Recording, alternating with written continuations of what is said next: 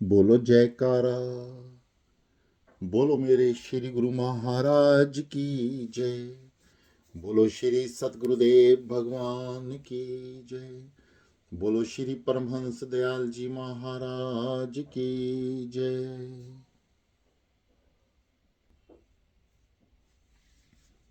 श्री स्वरूप दर्शन। पश्चिमी पंजाब में जन जन जागृति। चकबंदी आगमन। श्री सतगुरुदेव जी चकुड़ी से टलवलन चले गए।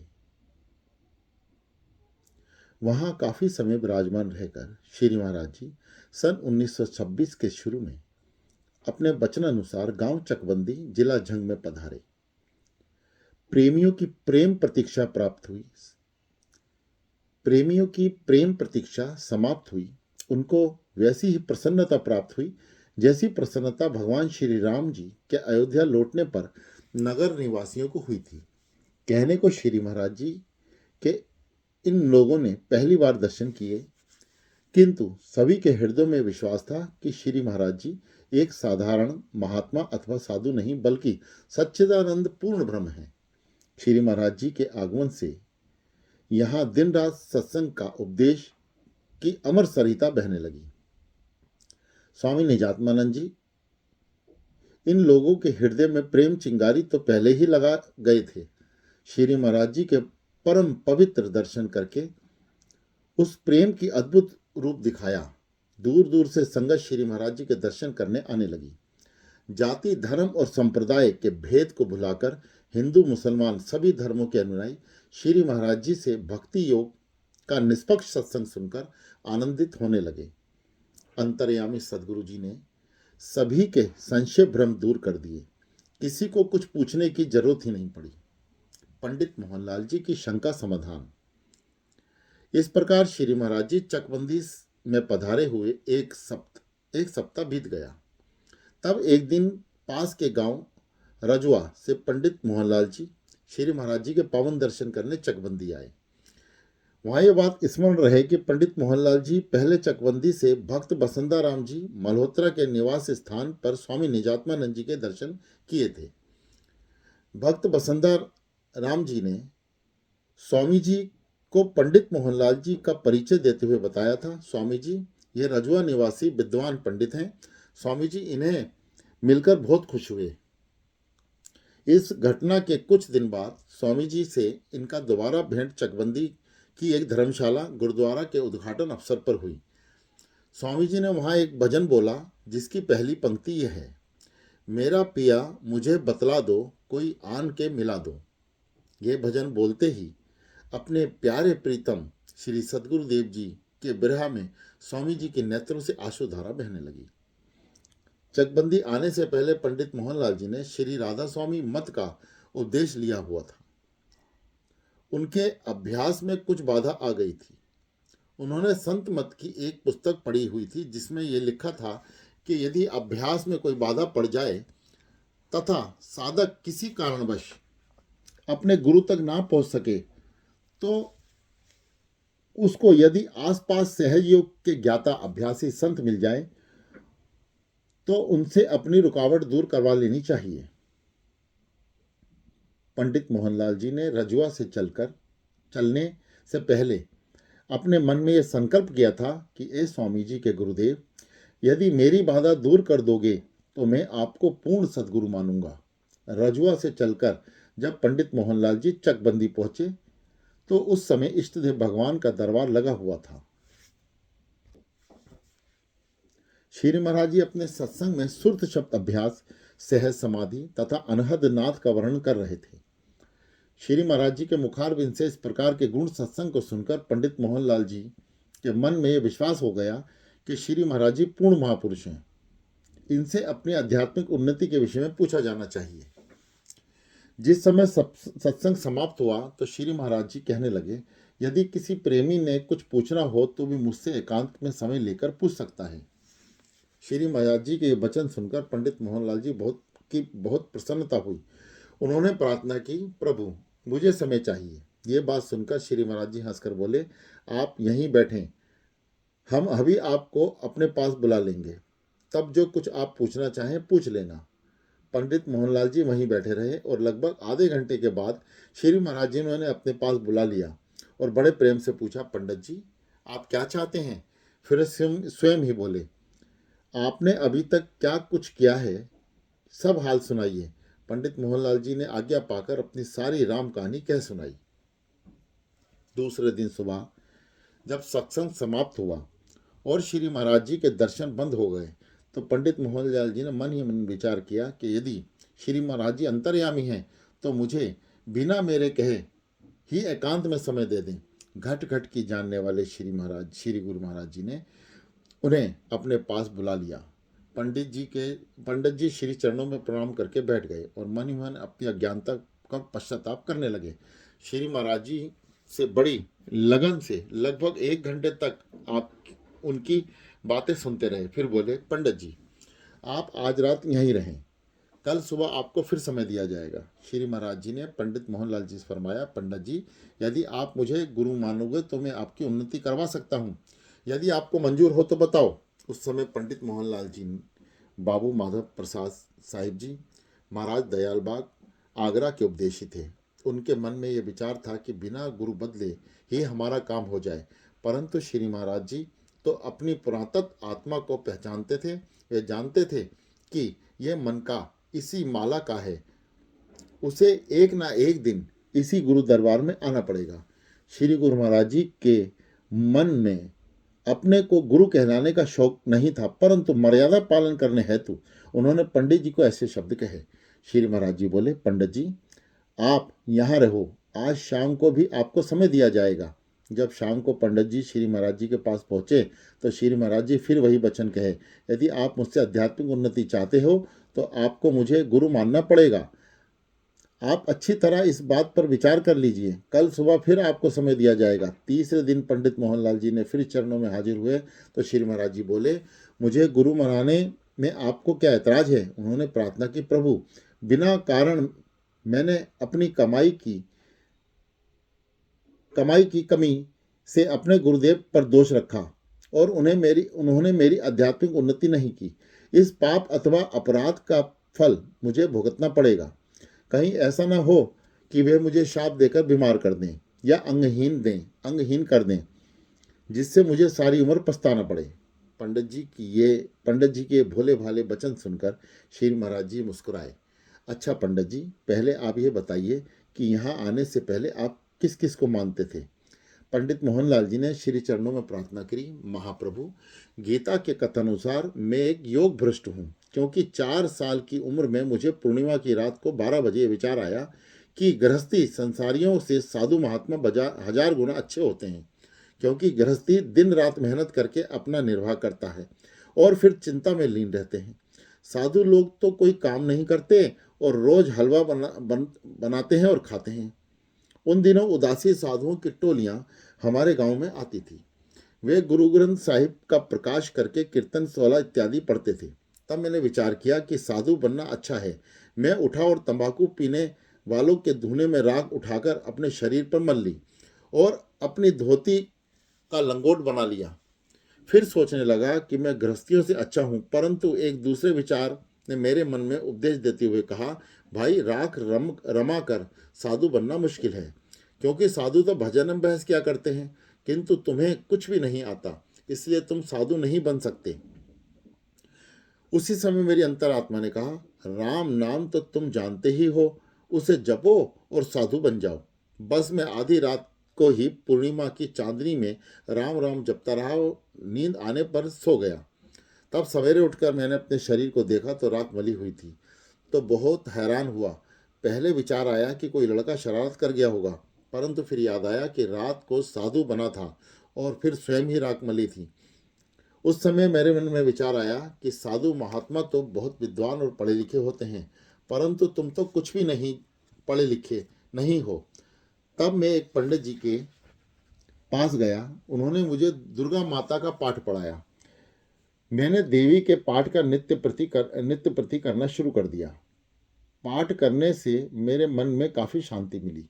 कुछ दिन बाद मेरे मन में विचार आया कि भाई तुम पुरुष हो और देवी स्त्री है, इसलिए महावीर अथवा हनुमान जी की उपासना करनी चाहिए। 5-6 वर्ष बाद देवी की उपासना छोड़कर मैं श्री हनुमान जी की उपासना करने लगा। हनुमान चालीसा याद कर लिया। इस प्रकार हनुमान जी की उपासना करते हुए मन में विचार आया कि भगवान कृष्ण 16 कला पूर्ण अवतार हैं और हनुमान जी 14 कला संपूर्ण भगवान राम के सेवक हैं, इसलिए मुझे भगवान श्री कृष्ण की उपासना करनी चाहिए। इस प्रकार मैंने हनुमान जी की पूजा छोड़कर भगवान श्री कृष्ण की पूजा करनी शुरू कर दी। जब मेरी अवस्था लगभग 18 साल की हुई तो जीवन में एक और परिवर्तन आया। किसी महापुरुष की संगत से ये विश्वास हो गया कि तुम्हारा अपना आप अर्थात आत्मा ही ईश्वर है, उसी को मानो। ऐसा उपदेश सुनने पर मैं अनहलक का नारा लगाने लगा और भगवान कृष्ण की भक्ति छोड़कर खुद खुद खुदा बन बैठा। दिन रात लोगों से वाद विवाद शुरू हो गया। तब एक महापुरुष ने मुझे समझाया कि जो बात तुम कहते हो वह है तो ठीक, परंतु तुम मनमुख हो। यदि किसी पूर्ण गुरु से ब्रह्म विद्या का उपदेश लोगे तो तुम्हें पूरा ज्ञान हो जाएगा। उसके बाद मैंने सदगुरु की खोज करनी शुरू कर दी। तब एक तब एक सब ओवरसियर के द्वारा मुझे राधा स्वामी दयाल जी के उपदेश की प्रीति प्राप्त हुई। अब यही मेरा अंतिम लक्ष्य है। बिना कारण उन्हें छोड़कर दूसरा गुरु धारण करना मेरे पतन का कारण होगा और इस पाप का परिणाम मुझे अवश्य भुगतना पड़ेगा। ये सारी प्रेम वार्ता सुनकर इस दिन भगवान पंडित जी से कहा, जब आपने अपराध दुर्गा देवी की उपासना छोड़कर हनुमान जी से प्रार्थना शुरू की तो उस समय देवी ने आपकी टांग या बाजू क्यों नहीं तोड़ी? और फिर आपने बिना कारण हनुमान जी को छोड़कर भगवान कृष्ण की उपासना करने लगे। हनुमान जी ने भी आपको कुछ हानि नहीं पहुंचाई। फिर भगवान श्री कृष्ण की भक्ति परित्याग करके आप खुद खुदा बन बैठे। उस समय भगवान श्री कृष्ण ने भी आपका कोई अनहित नहीं किया। जब आप सब कुछ छोड़कर राधा स्वामी दयाल तक पहुंचे तो भी आपका कुछ अनहित नहीं होगा। इसका कारण यही है कि आप उन्नति के शिखर पर जा रहे हैं। यदि आप दुर्गा जी को छोड़कर किसी भूत पिशाच इत्यादि की उपासना करते तो देवी भगवती आपको जरूर हानि पहुंचाती। इसलिए पंडित जी, यदि आप यहाँ से सहज योग का उपदेश लोगे तो ये मेरा जिम्मा रहा कि आपका कोई अनिष्ट नहीं होगा। श्री महाराज जी ने इन युक्त संगत वचनों को सुनकर पंडित मोहनलाल जी निरुत्तर हो गए। उन्होंने मन ही मन निश्चय कर लिया कि मुझे झूठ मूठ कह देना चाहिए कि मैं आपका हूँ और तब देखूंगा कि ये किस प्रकार आध्यात्मिक प्रगति करते हैं। उधर श्री महाराज जी अंतर्यामी थे। वे भली भांति जानते थे इनके मन में श्री राधा स्वामी दयाल जी पर कितनी श्रद्धा है। श्री श्री भगवान ने पंडित मोहनलाल जी से फरमाया, आप कल प्रसाद ले आना, आपको उपदेश दिया जाएगा। पंडित जी को नाम दीक्षा।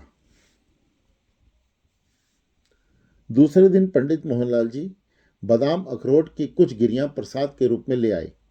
श्री महाराज जी ने प्रसाद देखकर स्वामी निजात्मानंद से कहा, देखो पंडित जी ये गिरियां निकाल कर लेकर आए हैं और यह आध्यात्मिक तत्व चाहते हैं। तब श्री महाराज जी पंडित जी से कहने लगे कि हम पहले सिर काटेंगे फिर उपदेश देंगे। यदि ये बात आपको मंजूर हो तो बताओ। पंडित मोहनलाल जी मन ही मन सोचा, यदि सिर कट गया तो उपदेश किसको मिलेगा? यह केवल एक परीक्षा है। यदि सिर काटने लगेंगे तो मैं सिर हटा लूंगा। श्री महाराज जी कहने लगे, हम आपको एक सुविधा देंगे कि सिर काटते समय आपको कुछ पीड़ा नहीं होगी। जब पंडित मोहनलाल जी ने सिर काटने की स्वीकृति दे दी तो स्वामी गुरुचरणानंद जी को बुलाकर श्री महाराज जी ने आज्ञा दी कि नीचे से छुरा ले आओ ताकि पंडित जी का सर काटा जाए। स्वामी गुरुचरणानंद जी नीचे गए और एक बड़ा सा छुरा लेकर श्री महाराज जी के हाथ में दे दिया। लीलाधारी भगवान छुरे की धार को देखकर कहने लगे, छुरा तेज नहीं है, यह पंडित जी को कष्ट देगा। नीचे से पत्थर लाओ ताकि धार तेज की जाए। बस फिर क्या था, पत्थर आ गया और छुरे की धार तेज होने लगी। इधर पंडित मोहनलाल जी के मन में विचार आया कि यदि समय आने पर देखा जाएगा। जब धार तेज हो गई तो श्री महाराज जी ने पंडित जी को बुलाकर कहा कि पलंग की बाजू पर अपना सिर रखो। उन्होंने ऐसा ही किया। श्री महाराज जी बोले, सिर भी काट लूंगा और आपको दर्द भी नहीं होगा, आपको ये पता भी नहीं चलेगा सिर काटा गया या नहीं। यदि आपको मंजूर हो तो बताओ। पंडित जी ने हाँ कर दी। श्री महाराज जी कहने लगे, पंडित जी यदि कुछ समय के लिए आपका सिर जो अब हमारा है आपके पास अमानत रखा जाए और आपको कोई एतराज़ तो नहीं। पंडित मोहनलाल जी ने प्रार्थना की कि भगवान जैसी आपकी इच्छा हो, मैं आपकी अमानत रख लूँगा। तब श्री महाराज जी ने पंडित जी के सिर पर अपनी दया में हाथ रखते हुए फरमाया, अब ये सिर हमारा है और आपके पास अमानत है। इसको अब अपना ना समझना। देखो, सिर भी काट कट गया और आपको कष्ट भी नहीं हुआ। अब आप सहज योग का उपदेश लेने के अधिकारी हो। फिर श्री महाराज जी ने उपदेश की अनेक युक्तियां, अचपा जाप, सहज समाधि और अनहद शब्द का बोध उन्हें कराया। श्री महाराज जी ने पंडित मोहनलाल जी को अपनी विशुद्ध प्रेम भक्ति देकर कृतार्थ किया और उनकी आध्यात्मिक उन्नति कर दी। एक दिन पंडित मोहनलाल जी दो सुंदर भजन बनाकर श्री चरणों में हाजिर हुए। इनमें से एक भजन श्री महाराज जी की स्तुति गान के रूप में था और दूसरे भजन में चकबंदी गांव की महिमा वर्णन की गई थी, जहां पंडित मोहनलाल जी पहली बार श्री महाराज जी के पवित्र दर्शन किए हुए थे। श्री महाराज जी मोहनलाल जी के वचन सुनकर बहुत प्रसन्न हुए। इस प्रकार धीरे धीरे श्री सदगुरुदेव जी के चरणों में उनका प्यार बढ़ता गया। श्री पंडित मोहनलाल जी थोड़े समय बाद श्री महाराज जी की शरण में संपूर्ण रूप से आ गए और संन्यास भी लेकर स्वामी अनमोलानंद जी के नाम से विख्यात हुए। स्वामी अनमोल प्रेमानंद जी की शरणागति का पूरा हाल आगे चलकर दिया जाएगा। भोपाल वाला पर कृपा। श्री महाराज जी को चकबंदी में पधारे हुए सहस्त्र दिन बीत गए। तब एक दिन श्री महाराज जी चकबंदी से चलने की तैयारी कर ली। श्री महाराज जी के वियोग दुख से सब संगत पीड़ित हो गई। श्री सदगुरु जी मोटर में विराजमान होकर चक झुमरा मंडी रेलवे स्टेशन की ओर चल पड़े। जिस समय श्री महाराज जी चकबंदी से अपने कुछ सेवकों सहित चले तो इधर भक्त कृपाराम जी ने अपनी जन्मभूमि भोपाल वाला गांव में, जो कि चकबंदी से लगभग 6 मील दूर था, आकर सबको समाचार दिया कि श्री महाराज जी इसी रास्ते से आगे जा रहे हैं। भोपाल वाला गांव में सभी प्रेमी सड़क पर आ बैठे और शब्द कीर्तन करने लगे। इस प्रेम समागम को देखकर और भी काफी लोग इधर श्री महाराज जी के दर्शन करने के लिए इकट्ठे हो गए। उधर श्री महाराज जी ने मोटर ड्राइवर से ये आज्ञा दी कि चाहे मार्ग में कोई कितना भी क्यों ना कहे कि मोटर रोको, आप मोटर को बिल्कुल ना ठहराना और मोटर की रफ्तार खूब तेज करके आगे चलो। ड्राइवर की आज्ञा पालन करते हुए उसने मोटर की गति खूब तेज कर ली। तब ज्यों ही मोटर भोपाल वाला गांव के नजदीक पहुंची, तब सब संगत ने बड़े जोर जोर से श्री गुरु महाराज जी के जयकारे लगाए और भक्त कृपाराम जी फौरन सड़क पर लेट गए। उधर भक्त की परीक्षा होने लगी। मोटर की गति तेज होने के कारण ड्राइवर उसे रोक न सका। भक्त कृपाराम जी के शरीर तक पहुंचते पहुंचते मोटर के आगे वाले दोनों टायर अचानक फट गए और मोटर तुरंत रुक गई। सभी संगत ने यह समझा कि भक्त कृपाराम जी मोटर के नीचे आकर मर चुके हैं, किंतु उधर भक्त कृपाराम जी के शरीर पर जरा सी भी चोट न आई। सब देखने वाले आश्चर्यचकित रह गए। श्री महाराज जी ने मोटर से उतरकर सबको आशीर्वाद देते हुए फरमाया, हमारा प्रोग्राम आगे तय हो चुका है, इसलिए हमारा जाना जरूरी है। भला जो जान पर खेल चुके हों वे कब माने। उन्होंने प्रार्थना की, दयाल जी सब कुछ समय के लिए दासों के घर पवित्र कीजिए। श्री महाराज जी उन्होंने फिर फरमाया, हमारा आगे जाना जरूरी है। परंतु इधर प्रेम की डोर इतनी मजबूत हो चुकी थी कि मजबूर होकर भी श्री महाराज जी के उन भक्तों के घर जाना पड़ा। उन प्रेमियों ने बड़े आदरपूर्वक श्री महाराज जी को एक पलंग पर विराजमान किया और पलंग को कंधों में उठाकर भोपाल वाला गांव की ओर ले गए। साथ ही प्रेमीजन प्रसन्नतापूर्वक खुशी से गीत गाने लगे। भक्तजनों ने श्री महाराज जी पर पतीसों और पैसों की वर्षा शुरू कर दी पैसों की वर्षा शुरू कर दी। सभी देखने वाले चकित थे कि महात्मा तो बहुत देखे, परंतु यह तो कोई दिव्य महापुरुष है। श्री महाराज जी भोपाल वाला से 2 दिन विराजमान रहे। भक्त कृपा राम जी के पिताजी तथा चाचा जी बहुत धनी साहूकार थे। लंगर का खर्च उन्होंने अपने जिम्मे ले लिया। सभी प्रेमियों के दिल खोलकर श्री महाराज जी की पवित्र सेवा का लाभ उठाया। दूसरे दिन श्री महाराज जी भोपाल वाला गांव से विदा होने की आज्ञा सभी प्रेमियों को सुना दी। सभी प्रेमी आज्ञा सुनकर काफी उदास हो गए। फिर गुरु की आज्ञा का पालन करना सेवक का परम धर्म है। ये लोग भी सदगुरु जी को पलंग पर विराजमान करके भजन कीर्तन करते हुए सड़क तक ले आए और फिर सदगुरुदेव जी की मोटर पर सवार हो गए। थोड़ी ही देर में मोटर चक झुमरा रेलवे स्टेशन पर पहुंच गई। यहाँ से श्री महाराज जी ने रेलगाड़ी पर सवार होकर स्थान चकोड़ी में पधारे। भक्त कृपाराम जी श्री महाराज जी की सेवा में साथ ही चले गए। चकोड़ी आश्रम की निर्माण प्रगति। जब श्री महाराज जी स्थान चकोड़ी में पधारे तो वहाँ बड़ा सुंदर आश्रम तैयार हो रहा था। काफ़ी महात्मा जन भी उन दिनों वहाँ रहते थे। श्री महाराज जी के वहाँ पधारने पर आश्रम का निर्माण कार्य बड़ी तेजी के साथ चलने लगा। दूर दूर से प्रेमी भक्तजन चकोड़ी में आकर श्री महाराज जी के शुभ दर्शन और पवित्र सेवा का लाभ उठाने लगे। श्री महाराज जी चकोड़ी गांव वाले स्थान अर्थात लोक वाली कुटिया में विराजमान थे। कभी कभी आप अपनी मौजमज नदी के तट पर भुट्टा नो में बन रही छोटी छोटी झोपड़ियों और कुटियाओं का निरीक्षण करने के लिए जाया करते थे। चकोड़ी गांव के बाहर भुट्टा नो की जमीन पर स्थित श्री महाराज जी ने पावन आश्रम परलोक वाली कुटिया के नाम से प्रसिद्ध हुआ। यहाँ पर महात्मा जन और प्रेमी भक्त अपने हाथों ईंट मिट्टी लाने की सेवा करके लाभ उठा रहे थे। श्री महाराज जी ने उन सब प्रेमियों को दिन में एक बार दर्शन दिया करते थे। साथ ही उन्हें श्री महाराज जी के गुण उपदेशों को श्रवण करने का भी सौभाग्य मिलता था। बाहर से हजारों की संख्या में प्रेमीजन आते ही रहते थे। उनके लिए लंगर की काफ़ी अच्छा प्रबंध था। उन दिनों चीज़ें भी काफ़ी सस्ती होती थी, परंतु फिर भी हर महीने हजारों रुपए खर्च हुआ करते थे। इधर आश्रम का निर्माण कार्य भी काफ़ी धन खर्च हो रहा था। लंगर और मकानों के इस खर्च को देखकर कई लोग गुप्त रूप से इधर उधर मनमानी खबरें उड़ाने लगे। जैसा कि हर जमाने में महापुरुषों से लोग करते आए हैं। कोई कहता कि यह साधु महात्मा रसायनी हैं अर्थात सोना बनाते हैं। कोई कहता कि इनके पास नोट बनाने की मशीन है। परंतु ये किसी ने नहीं जाना कि संत सदगुरु प्रकृति के स्वामी होते हैं। सारी को उनके इशारे पर दासी बनकर सेवा करती है। इस प्रकार श्री महाराज जी चकोड़ी में विराजमान हुए। कुछ दिन बीते तो चकोड़ी निवासी कुछ प्रेमी भक्तों ने, जो श्री महाराज जी से तन मन धन से सेवा कर रहे थे, प्रार्थना की कि दाता दीनदयाल जी कृपा करके हम दासों को भी अपनी पवित्र शरण में ले लीजिए। अब हम अपने घर में नहीं रहना चाहते। श्री महाराज जी ने अपार कृपा करते हुए उन प्रेमियों को गुरु दरबार में रख लिया। भक्त मेलाराम जी, भक्त करमचंद जी, भक्त मुंशी राम जी, ये तीनों सगे भाई थे, और भक्त बधावा राम जी तथा भक्त सरदारी लाल जी, भक्त करतार चंद जी तथा उनकी माता लक्ष्मी देवी जी श्री महाराज जी के आज्ञा अनुसार घर का परित्याग करके श्री सदगुरु की शरण में आ गए। भक्त करतार चंद जी अभी बालावस्था में ही थे, परंतु वे श्री महाराज जी को बहुत प्यार करते थे। पूर्व जन्मों के संस्कारों के कारण छोटी अवस्था में ही वे शरीर से तो पवित्र सेवा का लाभ उठाते और वचनों से श्री सदगुरुदेव भगवान जी के महिमा का वर्णन करके बड़े बूढ़ों को चकित कर देते थे। श्री महाराज जी की मौज अनुसार श्री भक्त करतार चंद जी ने 2 साल तक गुरु सेवा की और फिर एक दिन शारीरिक रोग के कारण अपने इष्ट देव भगवान के चरण कमलों में ध्यान करके शरीर छोड़ दिया।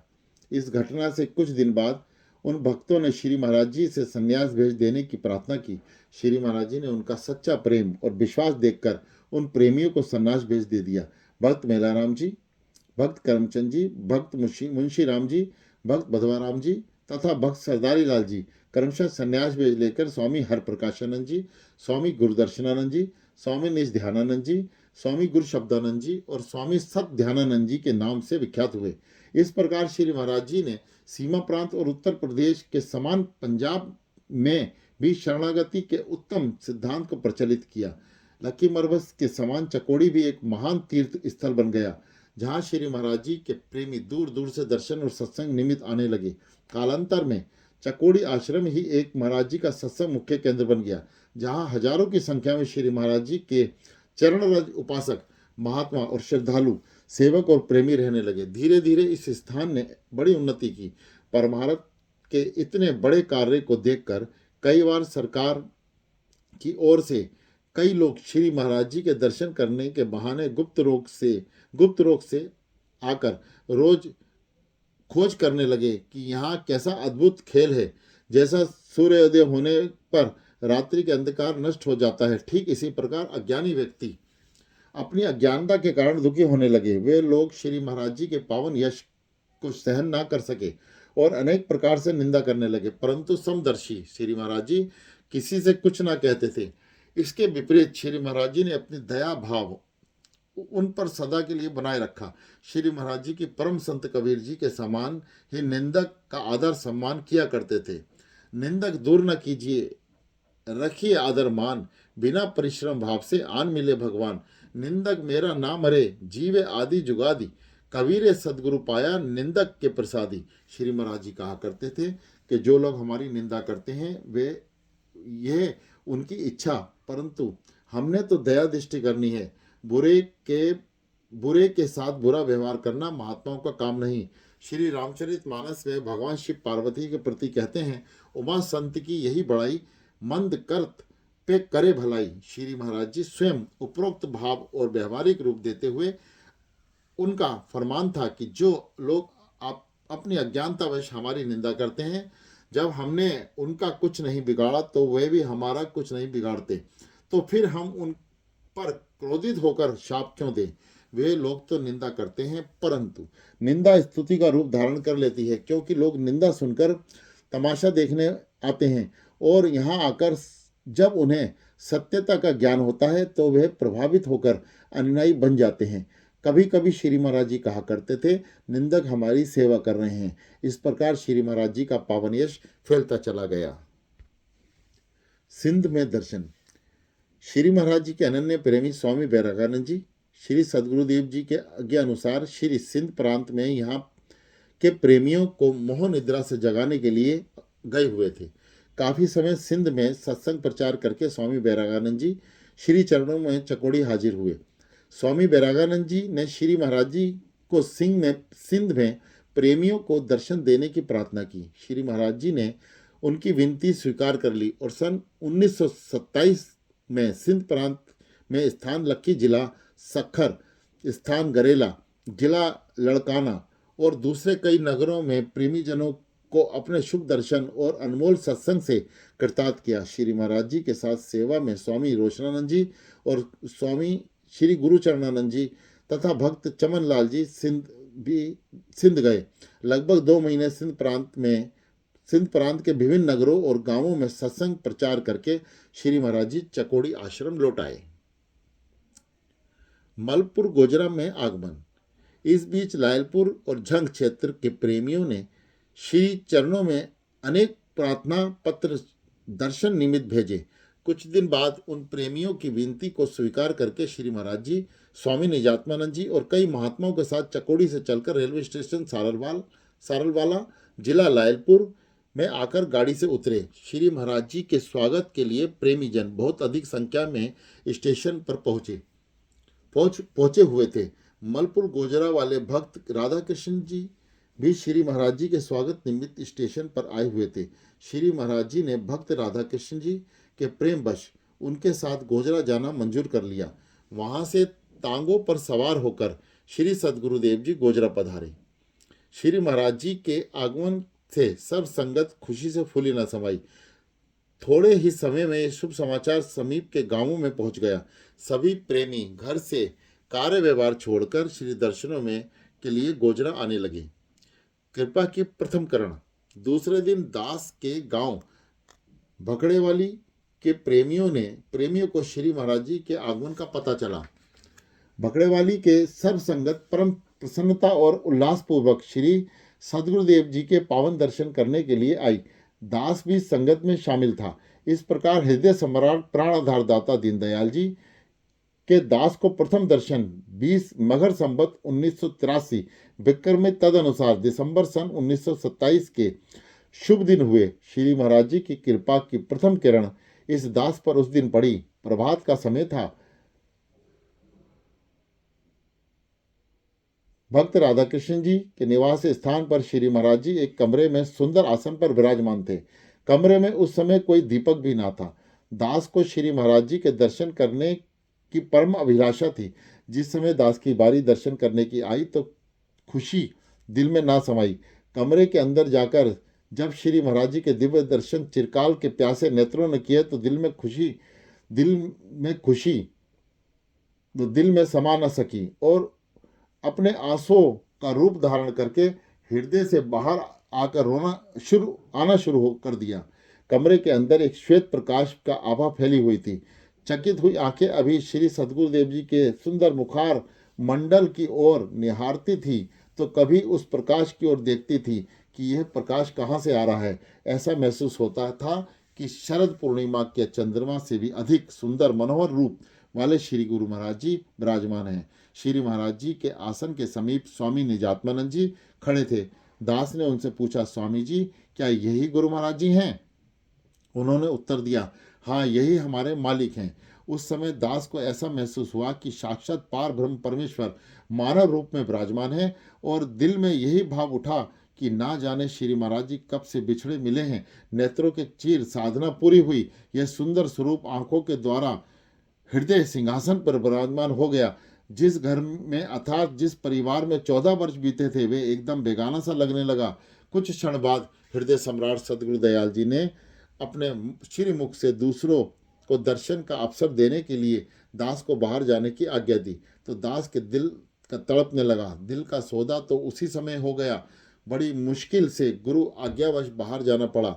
अब घर में रहना मुश्किल हो गया। 2 दिन मलपुर गोजरा में विराजमान रहकर श्री महाराज जी चकबंदी वाले प्रेमियों के साथ चकबंदी पधारे। भक्त बसंताराम जी तथा दूसरे प्रेमियों ने श्री चरणों में प्रार्थना की, गुरुदेव जी हम आपको जाने ना देंगे। आसपास के गांवों में श्री प्रेमी जन श्री महाराज जी को ले जाने के लिए आते थे, परंतु चकबंदी के प्रेमी श्री महाराज जी को जाने नहीं देते थे। दिन रात यह सत्संग का प्रेम प्रवाह चलने लगा। श्री चरणों का दर्शन करने वाले सभी प्रेमियों के दिल में यही कहते थे कि धरती पर यदि स्वर्ग कहीं है तो कहीं है। जब शाम को श्री महाराज जी जिस रास्ते से सैर करने के लिए जाते हैं, तो उस मार्ग पर श्रद्धालु प्रेमी अपने सिर की पगड़ियों और कपड़े के थान बिछा देते हैं। इस प्रकार श्री महाराज जी लगभग 2 महीने पहले चकबंदी में विराजमान रहे। श्री महाराज जी की मगर मास के अंत में चकबंदी पधारे थे। उन्हीं दिनों टल बुलंद से भक्त काशीराम जी, भक्त रामलाल जी, भक्त ब्रजलाल जी तथा भक्त निर्मल दास जी सपरिवार श्री महाराज जी के दर्शन करने के लिए चकबंदी आए और 1 महीना वहां रहे। बोलो जयकारा, बोलो मेरे श्री गुरु महाराज की जय।